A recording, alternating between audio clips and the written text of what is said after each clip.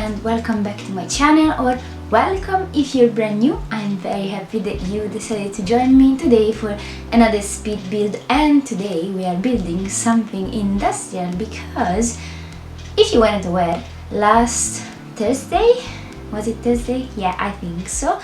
But anyway, last week we got a brand new kit, and I have to say I was honestly surprised about it because the last kit we got was a build and buy kit, and this one is a build and buy kit, so I was kind of expecting the next kit to be either create a sim related or gameplay related, but it's another build and buy. And don't get me wrong, I'm absolutely happy we got another build and buy, but obviously I've got some complaints because I always have, apparently.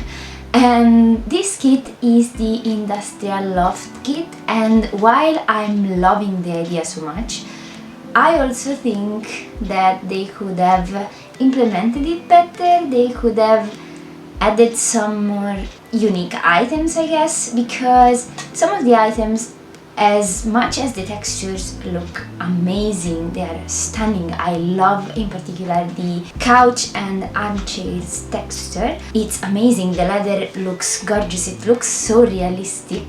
So while I love that, I also think that some of the items are a bit too similar to what we already have in game. I don't know if this opinion is only just mine. I don't think so though.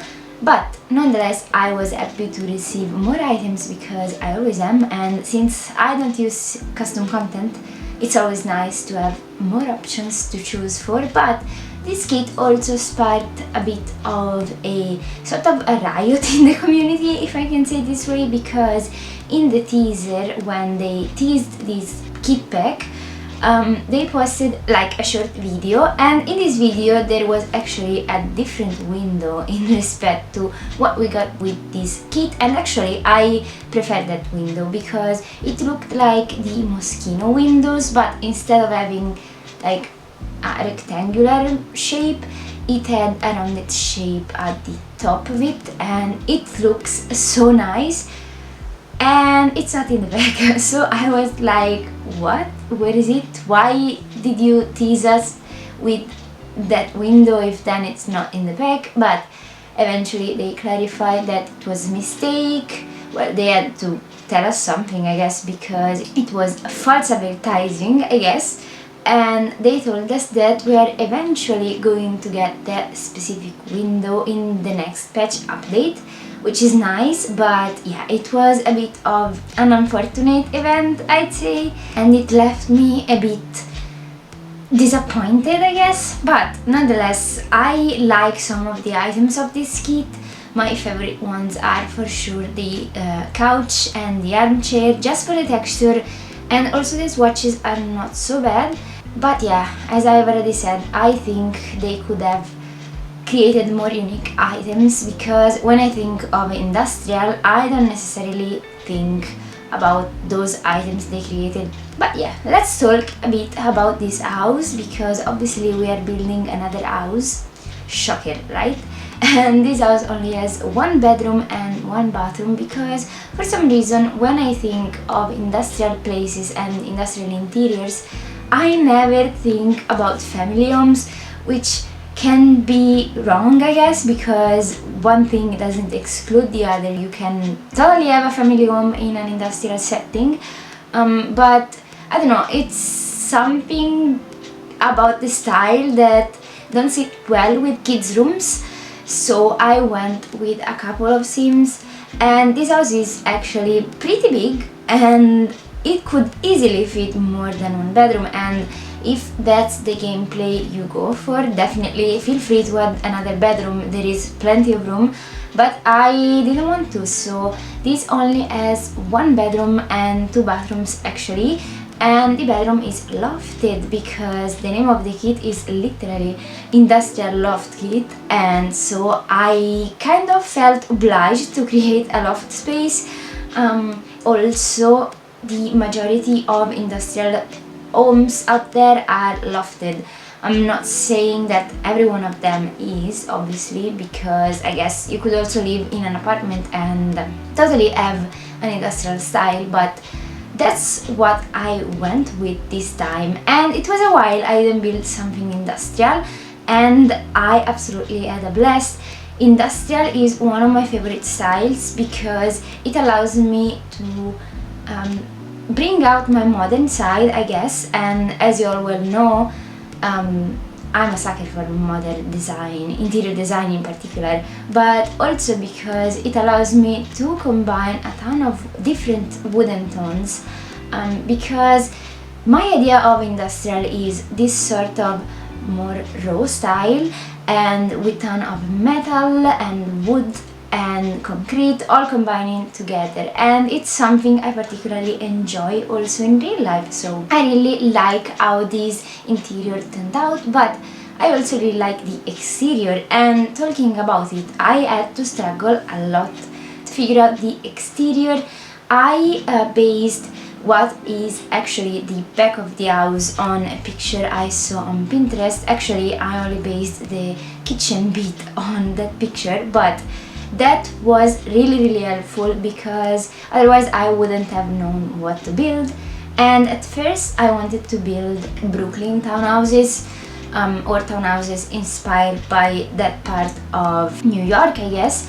But I don't think we probably have the right assets to build a proper townhouse in that style, just because we are lacking all the details, because they have all of these amazing windows that are like a bit deeper into the wall, if that makes sense.